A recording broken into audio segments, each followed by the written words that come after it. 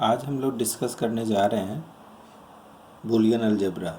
Boolean algebra class 12th student के लिए भी इम्पॉर्टेंट है और कॉलेज स्टूडेंट के लिए भी काफ़ी इम्पॉर्टेंट और स्कोरिंग सब्जेक्ट है।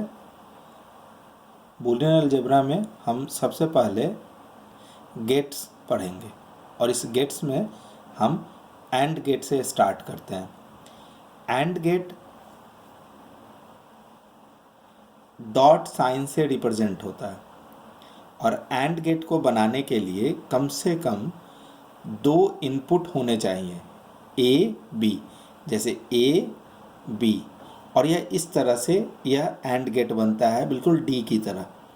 और यह जैसे ए बी दो इनपुट हुए और ए डॉट बी यानी ए एंड बी यह कहा जाएगा।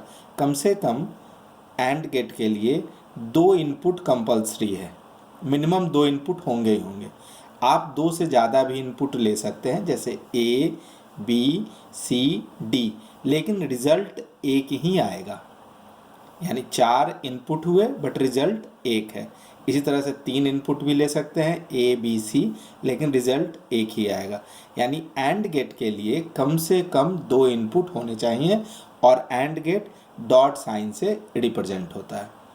इसमें एक क्वेश्चंस भी आते हैं, ट्रुथ टेबल बनाना एंड गेट के थ्रू, या कैसे हम एंड गेट को रिप्रेजेंट करते हैं, कब जीरो होता है कब वन होता है वैल्यू इसकी। जीरो और वन, जनरली जीरो को हम फॉल्स रिप्रेजेंट करते हैं और वन को ट्रू। तो जो एंड गेट है या लॉजिक गेट है या बूलियन अलजेब्रा है, यह कंप्लीट नंबर सिस्टम पे डिपेंडेंट है। यह कंप्लीट किस पे डिपेंडेंट है? नंबर सिस्टम में। और वह भी कौन से नंबर सिस्टम पे डिपेंडेंट है हमारा? यह है हमारा बाइनरी नंबर पे डिपेंडेंट है। किस पे डिपेंडेंट है? Binary number. बाइनरी नंबर में या तो जीरो होता है या फिर क्या होता है हमारा? वन होता है। यानी कोई भी रिप्रेजेंटेशन अगर होगी हमारी तो या तो जीरो से होगी या वन होगी, इसके अलावा कुछ भी नहीं होगा। जैसे आप देखो यहाँ पे, यह मैंने यहाँ कुछ डेफिनेशंस भी लिखे हैं। The AND gate can have two or more than to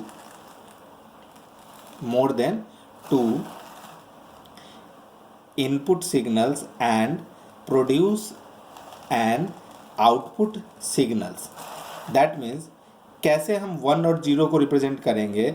when all the input are one then output is one, otherwise output is zero. just like जो एंड का साइन है यह मल्टीप्लाई का कॉन्सेप्ट फॉलो करता है। यानी अगर सारे इनपुट वन होंगे तभी रिजल्ट वन आएगा, नहीं तो जीरो आएगा। चलिए हम इसको समझते हैं अच्छे से। पहले जैसे अभी हमने आपसे डिस्कस किया कि एंड गेट में कम से कम कितना इनपुट होना चाहिए? दो। ए बी दो इनपुट हो गए तो या तो दोनों जीरो होंगे, जैसा मैंने डिस्कस किया आपसे, या तो जीरो या वन, इसके अलावा कोई भी नंबर नहीं आएगा। यानी यह कंप्लीट बाइनरी नंबर सिस्टम पे ही डिपेंडेंट है। तो जीरो यानी दोनों के दोनों या तो जीरो होंगे, या पहला जीरो होगा दूसरा वन होगा, या यह वन होगा या जीरो होगा, या दोनों वन होंगे। यही कॉम्बिनेशन हमारा बनेगा। तो अगर सारे इनपुट अगर वन है तभी यह क्या रिप्रेजेंट करेगा? यानी आंसर क्या आएगा? वन, नहीं तो सब में क्या आ रहा है वैल्यू हमारी? जीरो। जीरो और वन को हम ट्रू और फॉल्स से भी रिप्रेजेंट करते हैं। यानी जीरो जीरो, जो यहाँ पे हम जीरो जीरो लिखते हैं, इसी को यहाँ पे हमने क्या लिख दिया कि यानी दोनों के दोनों या तो फॉल्स होंगे, या पहला फॉल्स होगा दूसरा ट्रू होगा, या ट्रू है या फॉल्स है या ट्रू है। ट्रू यानी वन, यानी ट्रू ट्रू रिजल्ट ट्रू आएगा, नहीं तो क्या रिजल्ट आया हमारा? बिल्कुल फॉल्स आया। तो यह जो आपने कॉम्बिनेशन देखा है वह दो इनपुट के लिए है। अगर इसी में अगर तीन इनपुट होता है, यानी ए बी सी तीन इनपुट है, तो यह तीनों या तो तीनों जीरो होंगे, या दो जीरो होगा एक वन होगा, यह कॉम्बिनेशन इसका बनेगा। तो इस तरह से कॉम्बिनेशन बनाने में थोड़ा कन्फ्यूज़न होता है। तो इसका एक टेक्निक है जिसको आप फॉलो करके बड़ी आसानी से इसको बना सकते हो। जैसे देखो आप, ए बी सी है, यानी चार जीरो चार वन, दो जीरो दो वन, दो जीरो दो वन, एक 0 एक 1, इस कॉम्बिनेशन को बनाइएगा। और इसमें अगर देखो जैसे लास्ट में सारे 1 है तभी रिजल्ट क्या आया हमारा 1, नहीं तो वैल्यू क्या आएगी हमारी 0। तो यह कंप्लीट आपका एंड गेट है।